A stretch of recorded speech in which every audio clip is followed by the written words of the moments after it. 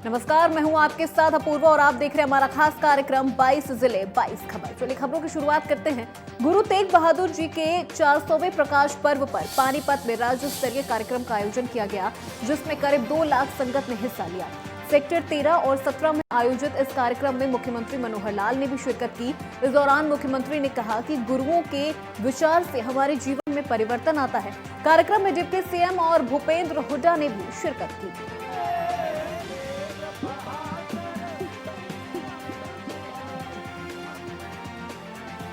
किया गया हाजिरी पर्व है।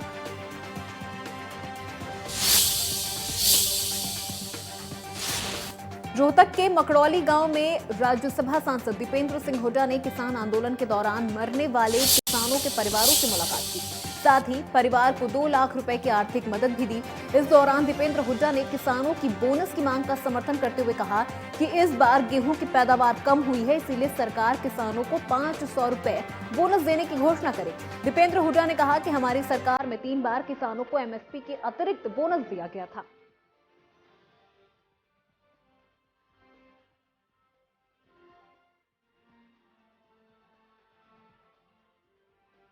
हमारी 10 साल में 3 बार बोनस डिक्लेयर हुआ। जब कभी गेहूं का अंतर्राष्ट्रीय मार्केट में जब क्या बाजार की कीमत ज़्यादा होती थी न्यूनतम समर्थन मूल्य से, 3 बार, एक बार 100 रुपये, एक बार 50 और एक बार 50। जब हमारी 9 साल की सरकार में 3 बार गेहूं पे बोनस डिक्लेयर हुआ था एमएसपी से ज़्यादा। अब क्या है कि जो मार्केट का जो अंतर्राष्ट्रीय बाजार है उसमें 3,500 रुपये गेहूँ पहुँच गया। और गेहूँ की इस बार उत्पादन कम भी है।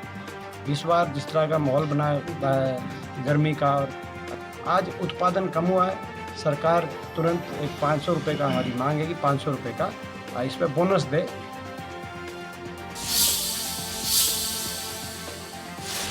अंबाला के 13 गांवों के ग्रामीणों की निगम से बाहर जाने की मांग पर मेयर शक्ति रानी शर्मा ने कहा कि गांव वासियों की समस्याओं का जल्द समाधान किया जाएगा और उन्हें सभी सुविधाएं मुहैया करवाई जाएंगी। साथ ही उन्होंने कहा कि जब तक गांव वासियों को उनके क्षेत्र में सभी मूलभूत सुविधाएं नहीं मिल जाती हैं, तब तक उनसे टैक्स नहीं लिया जाएगा।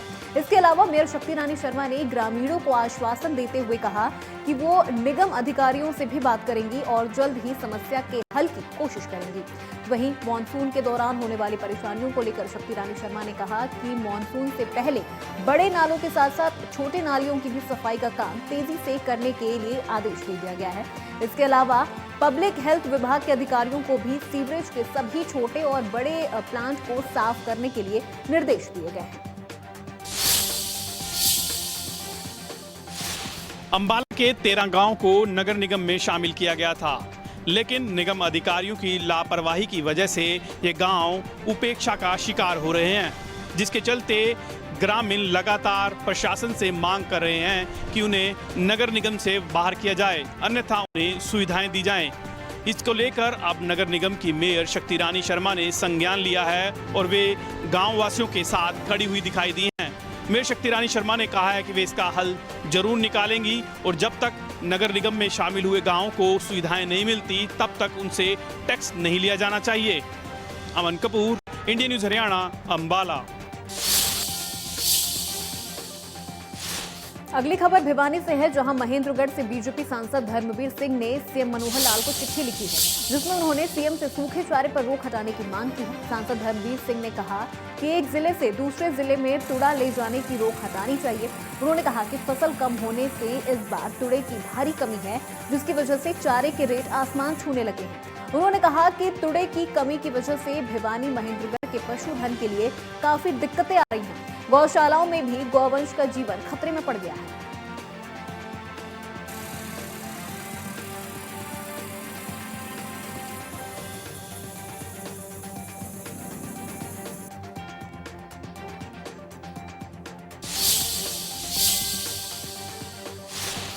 पंजाब में मिली जीत के बाद आम आदमी पार्टी का कुनबा हरियाणा में भी लगातार बढ़ता जा रहा है। हाल ही में आम आदमी पार्टी का दामन थामने के बाद पूर्व कांग्रेस प्रदेश अध्यक्ष अशोक तंवर ने आज नारनौल और नांगल चौधरी पहुंचे। इस दौरान उन्होंने अपने सैकड़ों कार्यकर्ताओं को आम आदमी पार्टी ज्वाइन करवाई।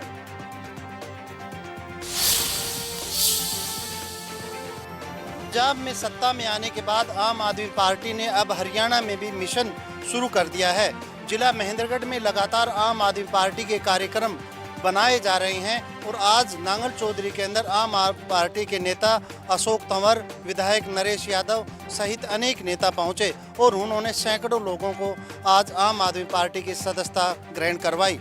यहाँ पर अशोक तंवर ने कहा कि आम आदमी पार्टी आम लोगों की सरकार बनाएगी और सरकार में आने के बाद समस्याओं का समाधान करने का काम करेगी। वहीं SYL के मुद्दे पर भी उन्होंने कहा कि इसके लिए जब हरियाणा में हमारी सत्ता आएगी तो इसके लिए भी समाधान करेंगे। और कहा कि लोगों का रुझान आम आदमी की पार्टी की तरफ बढ़ता जा रहा है और आने वाला समय आम आदमी पार्टी का है। Pradeep Balrodia, India News, Mahendragarh. फरीदाबाद में निजी अस्पताल की बड़ी लापरवाही सामने आई है, जहां 7 महीने के बच्चे को गलत इंजेक्शन लगाने की वजह से बच्चे की मौत हो गई। मृतक बच्चे के परिजनों ने बताया कि वो इलाज के लिए 7 महीने के बच्चे को रेनबो हॉस्पिटल लाए थे। परिजनों के मना करने के बावजूद भी डॉक्टरों ने बच्चे को इंजेक्शन लगा दिया, जिससे उसकी मौत हो गई। बच्चे की मौत से गुस्साए परिजनों ने अस्पताल में भी जमकर हंगामा किया और तोड़फोड़ भी की। बच्चे की मौत के बाद मौके पर पहुंची पुलिस ने भी परिजनों को समझाया बुझाया और मामले की जांच शुरू कर दी है। आपको बता दें कि इससे पहले भी रेनबो अस्पताल पर लापरवाही के आरोप लग चुके हैं।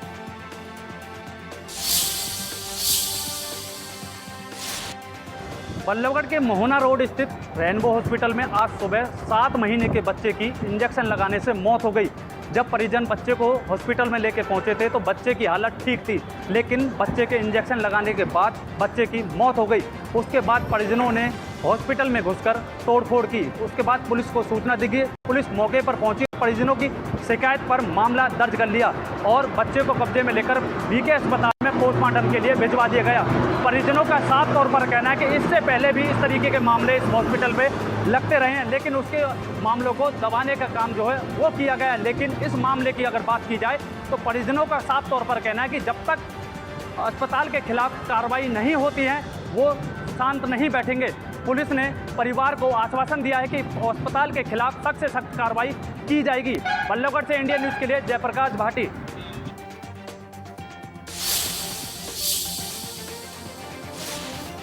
सिरसा में फर्जी फर्मों के मामले में आज वैदवाला के कुछ परिवारों ने इकट्ठा होकर अनाज मंडी में टेंट लगाकर धरने पर बैठ गए। मौके पर पहुंचे पुलिस प्रशासन ने उचित कार्रवाई का आश्वासन दिया।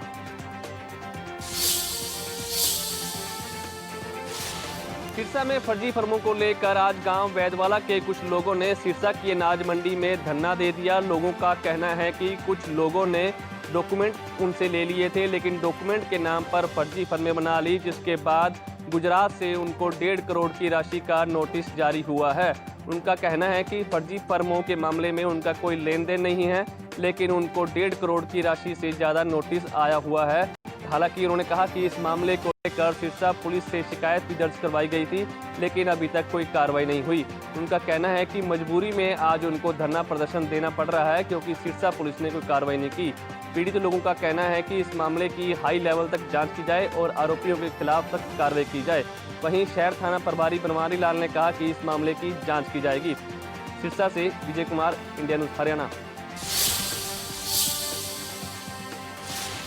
झज्जर समेत एनसीआर के चारों जिलों में कोरोना से बचाव के लिए मास्क जरूरी कर दिया गया है, लेकिन लोग अभी भी जागरूक नहीं हैं और पुलिस और प्रशासन लगातार लोगों को जागरूक करने में जुटी हुई है। लोगों को कोरोना नियमों के पालन करने की हिदायत देने के आदेश भी दिए जा रहे हैं।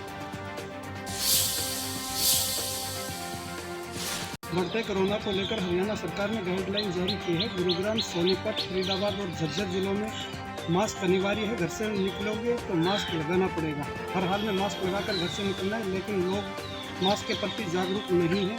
लोग बिना मास्क के ही शहर बाजारों में और भीड़ भाड़ वाले इलाकों में जा रहे हैं, लेकिन सरकार की साफ गाइडलाइन है कि मास्क लगाना ही पड़ेगा। मास्क बहुत ज़रूरी है।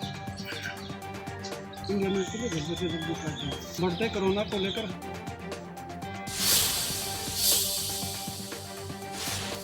अघोषित बिजली के कट से आम जन का जीवन अस्त व्यस्त होकर रह गया है। बिजली न आने से समय पर पानी नहीं आता और इसकी हमारे संवाददाता ने भी यहाँ लोगों से खास बातचीत की है। आइए आपको सुनाते हैं। बिजली की कमी के चलते लगातार कट लग रहे हैं। किस तरह आम जन को दिक्कत हो रही है, जानते हैं उन्हीं की जुबान में। ये अपना नाम यार कि जिस तरह से बिजली के कट लग रहा है तो क्या दिक्कत आ रही है आपको? बिजली नहीं आती है, कट हो जाता है, दिन में आती है फिर बीच में कट हो जाता है, इन्वर्टर नहीं चलते हैं, ना पानी आता है क्योंकि लाइट से ही पानी आता है, पानी भी नहीं आता है, उसकी वजह से ना एसी चल पाता है ना कुछ हो पाता है और इससे बहुत फ़र्क पड़ता है, काम पे भी बहुत फ़र्क पड़ता है। नींद या नींद वगैरह कुछ एसी नहीं चलेगा तो नींद नहीं आएगी, पंखा चलता है उससे बाद में वो बंद हो जाता है क्योंकि इन्वर्टर चार्ज मांगता है और चार्ज होता है। धन्यवाद। ये अपना शुरू मेरा नाम अमित सिंह है, मैं BSc ग्रेजुएट हूँ। अभी मैंने एग्जाम स्टडी दिए थे। अभी इलेक्ट्रिसिटी की इतनी ज़्यादा प्रॉब्लम चल रही है कि टाइम टू टाइम ऐसा हो रहा है कि कट हो जाता है, जिस वजह से प्रॉपरली फैन चल नहीं रहा से पढ़ाई कर पाएगी। बहुत सारी इश्यूज़ हैं, सुबह उठते हैं तो नहाने के लिए पानी नहीं है बिकॉज लाइट नहीं है, इस वजह से पूरे शेड्यूल खराब हो रखा है दिन का। बोलना पड़े कैसे? अब आपको पता ऑनलाइन से कर सकते तो घर में वाईफाई लगा रखते हैं, लेकिन वाईफाई पर भी ऐसा कट लगेंगे तो हम ऑनलाइन एक्टिविटी से लगाएंगे। तो पढ़ाई पे इतना ज़्यादा वर्स इफेक्ट हो रहा है ना कि हम उसको प्रॉपरली मैनेज भी नहीं कर पा रहे हैं कि स्टडीज़ में ऐसे मैनेज करें, ऊपर से गर्मी इतनी ज़्यादा है कि 40 डिग्री सेल्सियस हो रखे हैं यहाँ पे, तो बहुत प्रॉब्लम हो रही है। धन्यवाद। बिल्कुल जिस तरह से गर्मी के कट लग रहे हैं, नींद नहीं आती है हम आदमी को, पढ़ाई करनी होती है, वाईफाई नहीं चलता, और भी हमारे साथ मौजूद हैं, उनसे भी जानते हैं। ये बता जी। तो सर लाइट का तो ये है कि हम दुकानदार हैं तो जैसे मर्जी परिवार में जैसे सुबह उठना होता है, अपने गुजारे जाने को नहाने के लिए पानी अवेलेबल नहीं होता है, वो पानी कहीं ना कहीं मोटर चार्ज में लाइट होती है। और दोपहर में जब खाना खाने आए हैं तो लोग थोड़ा सा रेस्ट करने वापस सोने का फिर उसमें कट लग जाता है। और जब रात को थकावट के लिए मतलब फील आती है तो उसमें मच्छर वगैरह गर्मी इतनी है मतलब क्या बिजली आसपास टेम्परेचर होना शुरू हो गया है, तो उससे थोड़ा फर्क पड़ता है। सरकार की तरीके का असर होता है बहुत शुरू वो नहाने का धोने का बस वो अब शाम को पानी भर रखते तो लाइट आती है, अपना जितना भी समाधान कर रखती है सुबह के लिए तो मतलब लाइट आएगी या ना आए तो उसमें अपना अपनी खाने के वगैरह या कुछ भी काम करना है, कपड़े भी धोने हैं, कुछ भी करना है, उसमें अपना थोड़ा उसमें कर लेते हैं तो शाम को जैसे लाइट जाती है। धन्यवाद। बिल्कुल जिस तरह से लाइट के कट लगे हुए हैं, अघोषित कट आई थी, पता तो आदमी तैयारी भी कर लेता, लेकिन अघोषित कटों की वजह से आम आदमी चाहे बच्चे हैं उनको पढ़ाई में दिक्कत आ रही है, एसी तक चल नहीं पाता क्योंकि आदत पड़ गई है, रात को नींद नहीं आती, बच्चों की पढ़ाई है, सुबह नल में जल नहीं होता, तैयार होना वहाँ दिक्कत आती है। यमुनानगर से देवीदास शारदा, इंडियन न्यूज़ हरियाणा। जींद में बदमाशों के हौसले बुलंद हैं। 2 कार सवार लोगों ने स्कूटी सवार युवक का अपहरण कर लिया। जब आसपास के लोगों ने बीच बचाव करना चाहा तो आरोपितों ने पिस्तौल दिखाकर जान से मारने की भी धमकी दी। वारदात के 6 घंटे के बाद भी जब युवक का कोई सुराग नहीं लगा तो स्वजनों ने सेवानिवृत्त पुलिसकर्मी और उसके भाई पर अपहरण करवाने का आरोप लगाकर लगभग 2 घंटे तक एसपी आवास के बाहर हंगामा किया।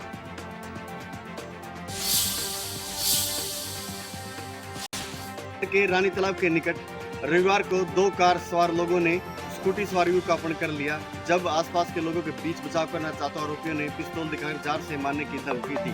वारदात के 6 घंटे के बाद भी युवक का सुराग नहीं लग पाया तो स्वजनों ने सेनावर्ती पुलिस कर्मचारी उसके भाई पर अपहरण कराने का आरोप लगाकर 2 घंटे तक एसपी आवास के बाहर हंगामा किया। जींद से इंडिया न्यूज़ अगले रोहतास के रानी तालाब के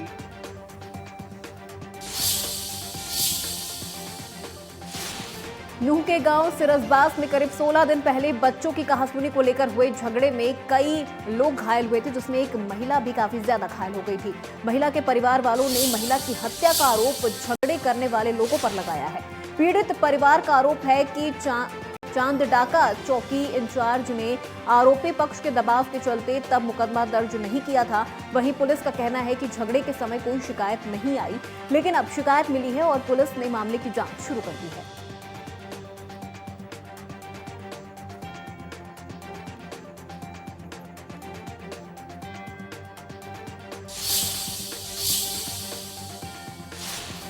लोकल गोदामों में गेहूं लगवाने की मांग को लेकर मजदूरों का रतिया में तीसरे दिन भी धरना प्रदर्शन जारी है। मजदूरों ने तीसरे दिन एजेंसी का गेट बंद कर जोरदार प्रदर्शन किया और इस प्रदर्शन में मजदूरों के परिजन भी शामिल हुए।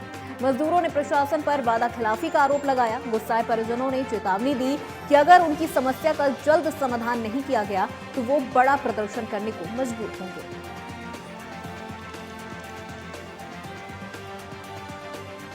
तक हम आपको डिसीजन दे देंगे, 10 बजे तक कोई गेट पास भी नहीं कटेगा। उसके बावजूद भी उनको उच्च अधिकारी के होते हुए भी गेट पास करना शुरू हो गया। इसके लेकर हमने दफ्तर में ताला लगा दिए हैं और जो आगे होगा ताला लगा दिए हैं। अब देखिए जो आगे क्या कहने लगे हैं। हमने तो एक बार ताला लगा दिए हैं गेट पास नहीं काटने का, अब आगे। कुरुक्षेत्र में सरकारी महिला डॉक्टर की प्रताड़ना से तंग आकर एक कर्मचारी ने खुदकुशी कर ली है। बताया जा रहा है कि कर्मचारी कई महीनों से डॉक्टर के खिलाफ अपनी शिकायतें दे रहा था, लेकिन कोई कार्रवाई न होने के चलते उसने परेशान होकर जहरीला पदार्थ खाकर अपनी जीवन लीला समाप्त कर ली। आरोप है कि महिला डॉक्टर कर्मचारी को निकलवाने की धमकी देती थी। फिलहाल मामले में पुलिस ने गहनता से जांच शुरू कर दी है।